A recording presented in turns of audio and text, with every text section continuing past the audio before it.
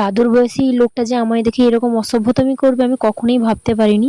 তো হয়েছে কি, আজ গেছিলাম আমাদের শহর কাঁথির নতুন শপিং মল জুডিওতে। অনেকদিন ধরেই ভাবছিলাম যাবো যাবো বলে আর আসা হয়নি, ফাইনালি আজ এসেছি। আর জানো তো আমি কোনোদিনও কোনো শপিং মলে যাইনি, ফার্স্ট টাইম এলাম।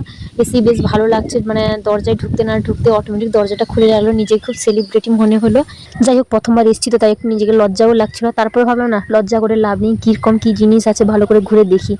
যাই হোক, তারপরে দেখছিলাম একটা জুতো দেখছিলাম, জুতোগুলোর দাম বেশ ভালোই ছিল, যেটা আমাদের মতো মধ্যবিত্তদের জন্য নেওয়া একটু চাপের ব্যাপার। তবে সেইটাই বলবো যে জুডিওর জিনিসপত্রের কোয়ালিটি খুব একটা খারাপ নয়, ভালো, তবে দামও খুব একটা কম সেরকমও নয়।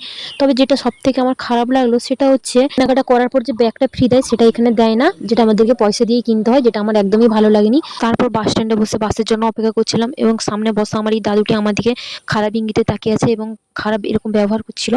যাই হোক, আমার আর কিছু বলার নেই, মানে আমার কিছু বলার নেই।